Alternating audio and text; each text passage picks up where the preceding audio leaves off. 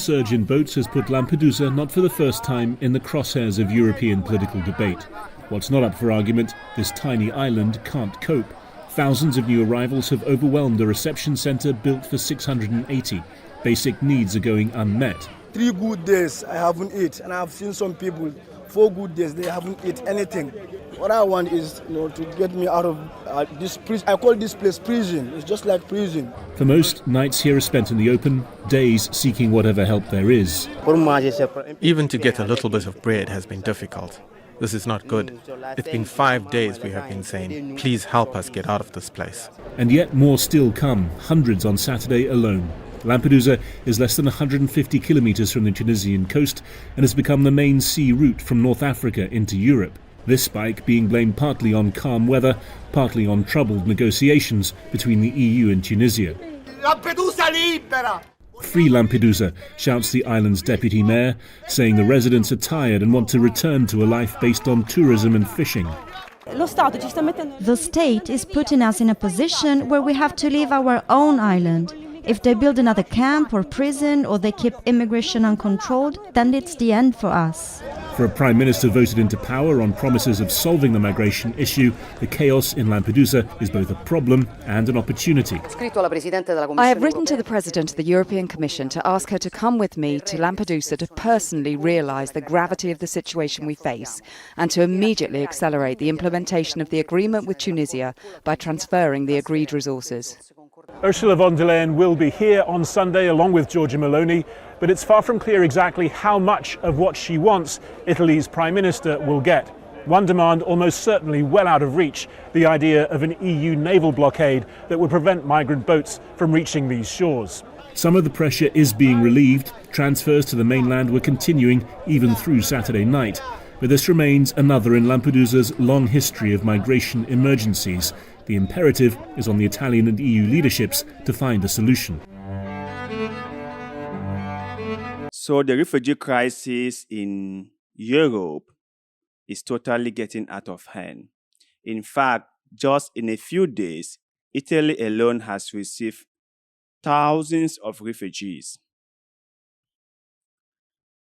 You must ask yourself, thousands of refugees from North Africa.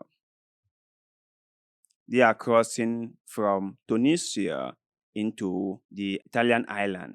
The question we all should be asking ourselves is that, why are there so many people desperate to leave their home country?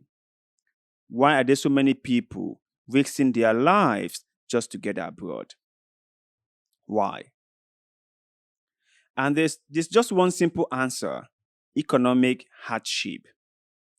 For far too long, the Europeans have exploited Africa.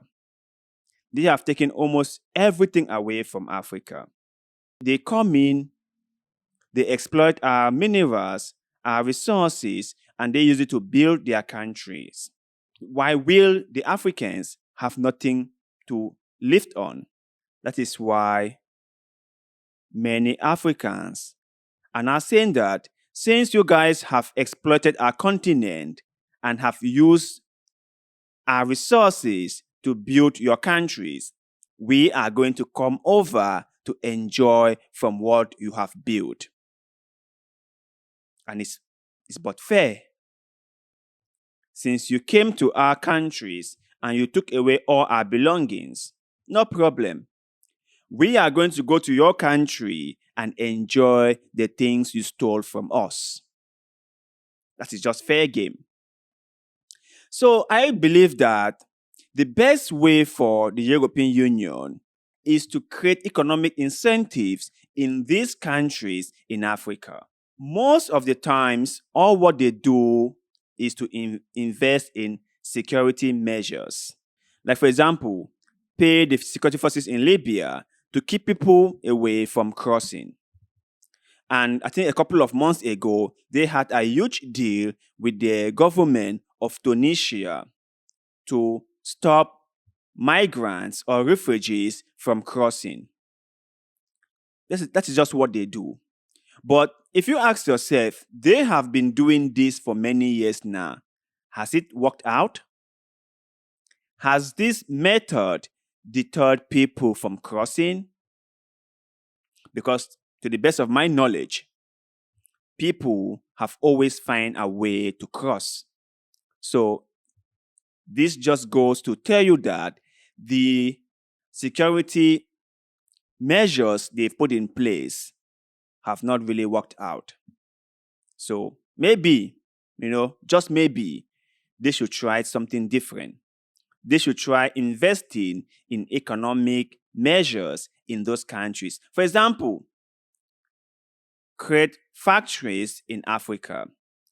The money you spend on security, use that same money to start up businesses, start up manufacturing plants in Africa. Relocate some of your production plants to Africa, because most of these economic migrants are going to your countries because they want to work. They want a better life for themselves and their loved ones.